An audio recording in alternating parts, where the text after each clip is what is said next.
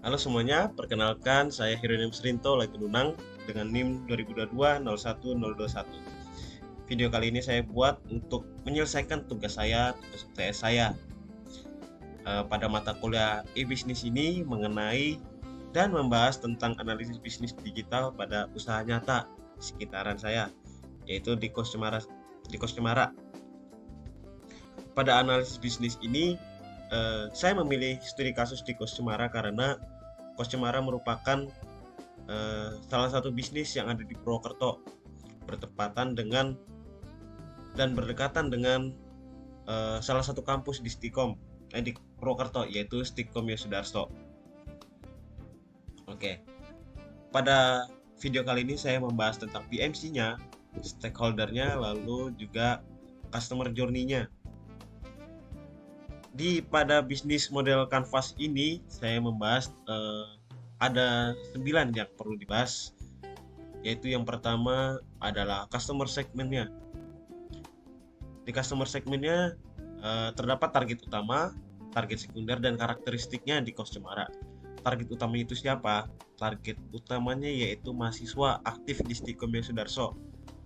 Mahasiswa karena di Kos Cemara ini target mereka adalah mahasiswa yang berkuliah di Stikom Yosudarso karena berdekatan dengan kampus tersebut tentunya.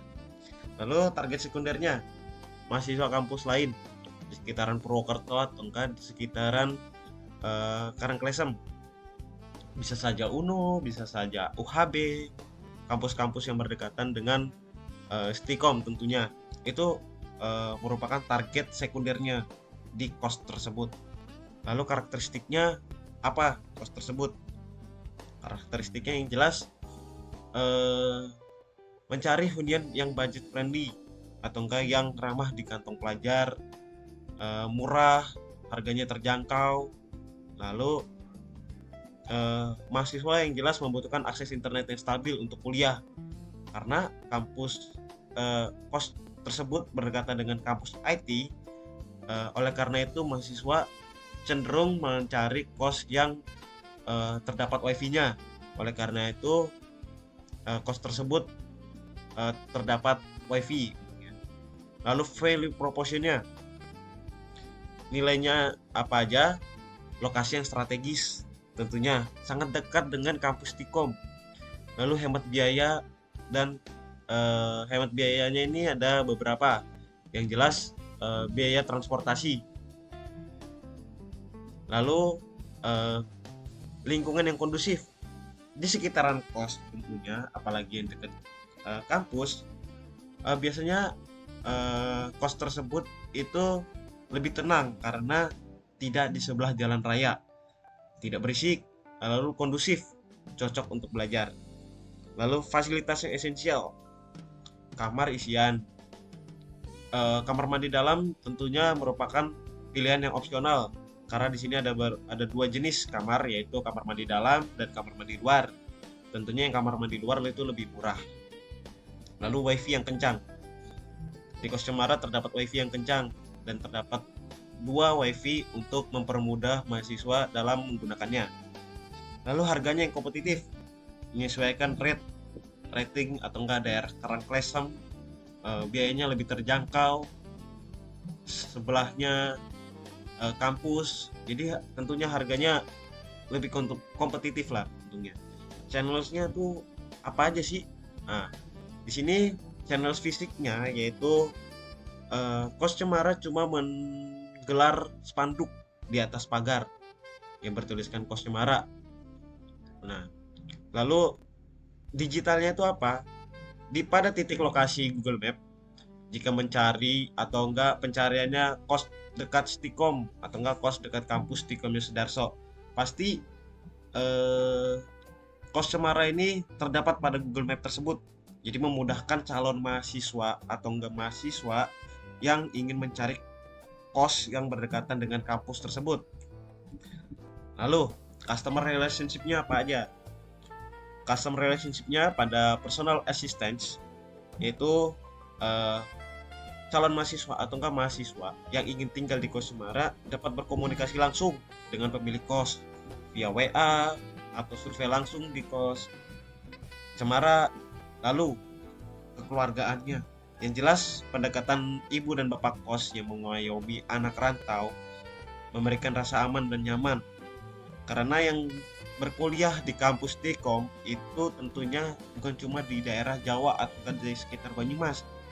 Terdapat mahasiswa yang dapat dari eh, pulau-pulau luar, dari Pulau Kalimantan, Papua, NTT, Sumatera. Itu jadi ibu dan bapak kos tersebut mengayomi anak-anak rantau tersebut, memberikan rasa aman dan nyaman, sehingga bisa terciptanya rasa kekeluargaan di kos tersebut. Aktivitas kuncinya atau key activity-nya, operasional harian. Operasional hariannya yang jelas sampah. Sampah. Jadi kos Cemara ini tentunya tepat dalam membersihkan area tempat sampah, lalu membuka warung makan untuk operasional harian mahasiswa. Jadi memudahkan mahasiswa untuk mencari makan dan juga tidak takut untuk kalau kos tersebut bau atau enggak kumuh. Jadi lalu maintenance, yang kedua maintenance. Jika ada terjadi kerusakan atau enggak hal-hal yang tidak diinginkan seperti air yang enggak ngalir, wifi-nya lemot, gentengnya bocor. Nah, itu kos Cemara cepat dan tanggap untuk perbaikan tersebut. Lalu pemasarannya, untuk update info kamar kosong saat pergantian semester tentunya itu cepat dan terarah. Yang pasti setelah pergantian semester pasti ada satu atau dua mahasiswa yang sudah lulus. Lalu jika kamar tersebut kosong pasti diinfokan ibu atau bapak kosnya mau minta tolong untuk anak-anak kos tawarin anak teman-temannya atau enggak anak-anak kos yang lain. Itu untuk mempermudah pemasarannya di kos Cemara tersebut. Lalu key resource-nya itu apa aja? Aset fisiknya, bangunan kosnya itu merupakan aset fisik. Furnitur kamar. Jadi kamar kita masuk ke kos tersebut, kamar tersebut udah include meja, kasur, lalu lemari, serta area parkir yang memudahkan mahasiswa yang membawa motor khususnya. Lalu infrastrukturnya apa aja? Infrastruktur di kos tersebut itu terdapat jaringan internet yang jelas, wifi, lalu air dari PDAM, lalu listrik. Itu infrastruktur jelas yang harus dipunya oleh kos. Lalu SDM-nya, sumber daya manusianya, siapa yang mengelola kos tersebut, yaitu yang jelas pemiliknya untuk mengelola kos tersebut. Jadi ibu dan bapak kos di sini itu adalah pemilik kos tersebut, jadi nggak pakai penjaga untuk menjaga kos tersebut. Jadi mereka langsung menjaga, memberikan rasa aman dan nyaman, yaitu pemiliknya tersebut, yaitu ibu bapak kosnya.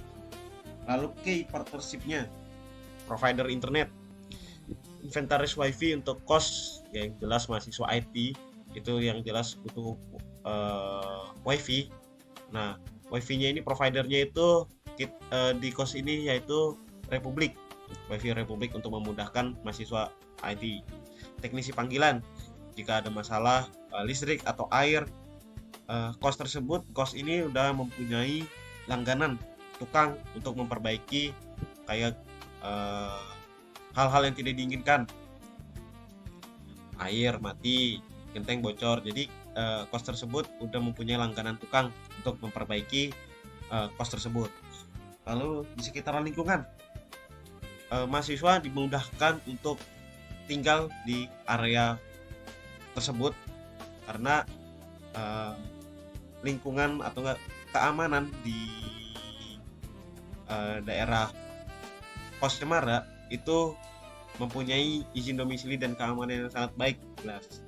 Lalu kos strukturnya itu biaya tagihan, jelas biayanya itu mengampu tentang listrik, air, lalu internet bulanan. Nah, biaya-biaya yang dikeluarkan oleh mahasiswa. Lalu revenue stream, uang sewa kamar itu dibayar secara bulanan. Jadi setiap bulan yang jelas mahasiswa harus membayar uang sewa kamar. Lalu biaya tambahan atau enggak terkena recharge. Itu recharge-nya itu mahasiswa kena itu ketika membawa eh, alat-alat atau enggak furnitur yang berdaya listrik tinggi. Misalnya kayak panci listrik, setrika, rice cooker, itu yang mengkonsumsi daya listrik yang tinggi. Jadi terkena charge atau enggak biaya tambahan untuk cost tersebut, biaya cost tersebut. Selanjutnya membahas mengenai stakeholder mapping. Yang pertama stakeholdernya itu pemilik kos, udah jelas pihak yang menanamkan modal untuk mengharapkan keuntungan atau profit. Lalu penyewa mahasiswa, jasa atau enggak jasa pengguna jasa yang membayar sewa dan menuntut fasilitas yang layak. Yang jelas mahasiswa menuntut fasilitas yang layak, minimal rasa aman dan nyaman seperti di rumahnya sendiri. Itu. Lalu provider internet kos tersebut menyediakan layanan wifi. Nah, providernya apa? Wifi Republik. Lalu tukang sampah dan keamanan, kos tersebut menjaga kebersihan dan keamanan di area kos cemara. Bukan cuma di dalam tapi di luar juga masyarakat menjaga kebersihan dan keamanan. Selanjutnya masyarakat sekitar, lingkungan sosial yang mempengaruhi kenyamanan. Jadi di sekitaran kos cemara itu tidak berisik, saling mengawasi, mengingatkan. Jadi lingkungan sosial di kos cemara juga terhitung baik dan sangat baik. Lalu orang tua mahasiswa, stakeholdernya. Orang tua mahasiswa itu terkadang menjadi penentu keputusan. Kalau kos tersebut nyaman, aman. Nah, biasanya orang tua tuh merasa, oh ini cocok, kayaknya untuk anak saya ini aman. Jadi biasanya keputusan terakhir mahasiswa untuk di kos tersebut yaitu ya orang tua, dan juga yang ngebayarin anak tersebut, anaknya sendiri untuk kos di situ. Nah, lalu yang terakhir provider internetnya. Beda dengan yang tadi itu wifi-nya, tapi stakeholdernya ini provider internetnya untuk memudahkan mahasiswa belajar seperti kegiatan kuliah yang online melalui Zoom atau enggak Google Meet. Jadi memudahkan mahasiswa dalam kegiatan belajar. Selanjutnya customer journey mapping-nya. Di customer journey mapping-nya itu kita membahas yang pertama mengenai empathy map. Empathy map ini sebelum memilih kos, mahasiswa itu biasanya butuhnya tuh apa aja. Yang jelas mahasiswa butuhnya kos yang murah. Yang pertama udah jelas butuh kos murah. Dia berbicara mengenai kosan yang murah, dekat dengan kampus, memiliki wifi. Udah jelas karena dia mendaftar di kampus IT. Wifi adalah stakeholder yang penting tentunya untuk calon atau enggak mahasiswa IT. Lalu dia mahasiswa tersebut berpikir, kira-kira kos yang dekat Stikom itu apa aja, area Stikom. Lalu di kos tersebut kalau di malam hari gampang nggak untuk cari makan. Nah, pasti mahasiswa berpikir itu. Apa mahasiswa atau enggak calon mahasiswa yang dilakukan mereka? Yang jelas mencari info di Google Map, survei lokasi, lalu tanya saudara atau enggak kakak tingkat yang berkuliah atau enggak lebih senior di Purwokerto atau enggak di area Stikom atau enggak mahasiswa Stikom kakaknya. Jadi dia melakukan itu. Lalu setelah ke kos, feel-nya itu bagaimana? Perasaannya mahasiswa itu bagaimana?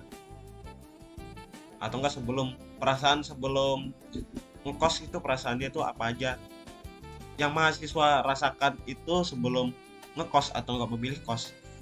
Yang pasti khawatir atau enggak takut salah pilih tempat. Aduh, kosnya nyaman atau enggak? Apakah kos tersebut aman enggak?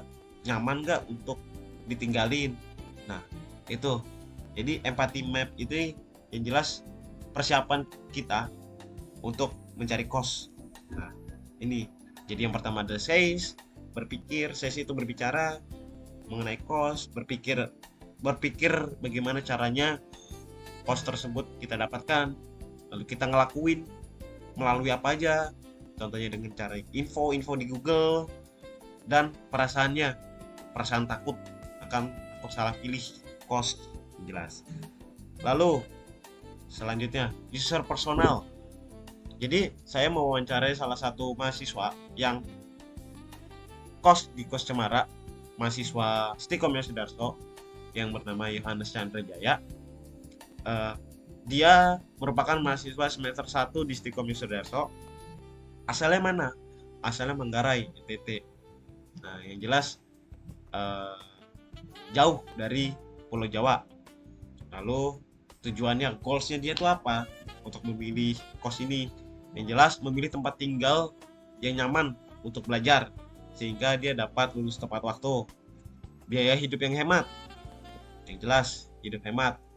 Lalu memiliki tempat tinggal yang baik, yang dia berpikir itu minimal bisa sama kayak kamar di rumahnya. Nah, lalu pain pointnya apa?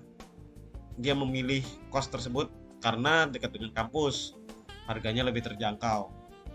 Jadi bisa lebih hemat, bisa nyaman, bisa memiliki tempat tinggal yang baik. Nah, customer journey-nya, dia sadar, Chandra ini sadar kalau dia itu kalau mau nyari kosan di sebelum berangkat ke sini, dia mencari kosan itu dia cari di Google Map kos yang dekat dengan Stikom Yosudarso. Jadi kesadaran dia sebelum berangkat, yang pasti calon mahasiswa itu mencari kos. Jadi dia nyari info-info di Google Map. Kesadaran dia untuk mencari titik lokasi yang kira-kira worth it untuk ditinggalin, nyaman dan dekat dengan kampus. Lalu setelah melihat-lihat itu, Chandra ini melakukan pertimbangan atau consideration, melihat map, lalu tanya-tanya ke kakaknya, habis itu survei dan tanya harga kamar. Nah, itu sambil ditemani oleh kakaknya. Lalu keputusannya dia tuh apa aja? Keputusannya dia itu setelah survei atau enggak purchase-nya dia untuk ngekos di sini, kira-kira oh ternyata cocok, dapat harga yang murah, jaraknya dekat. Akhirnya Chandra melakukan atau enggak membayar DP-nya terlebih dahulu untuk booking tempat tersebut. Lalu pengalaman menginapnya, setelah menginap beberapa bulan, karena sebelumnya ini dia baru masuk, jadi baru beberapa bulan, service yang dia dapat, retention yang dia dapat, merasa aman, terbantu karena dekat dengan kampus, lalu terbantu adanya wifi, terbantu juga karena ibu kos menyediakan warung untuk dia makan, jadi gampang dia cari makannya, lebih mudah. Lalu merasa lebih hemat karena nggak butuh transportasi lebih untuk jalan ke kampus. Lalu advokasinya apa? Rekomendasinya, setelah Chandra merasa puas nih, dia merekomendasinya ke teman-temannya, lalu juga merekomendasinya ke adik-adiknya yang dari NTT untuk bisa kuliah di sini, lalu ngekosnya di sini aja. Jadi dia merekomendasikan ke teman-temannya yang lain. Jadi seperti itu untuk customer journey-nya di Kos Cemara. Oke, sekian dari saya. Mudah-mudahan paham untuk dipahami. Saya Hieronymus Rinto, pamit. Terima kasih.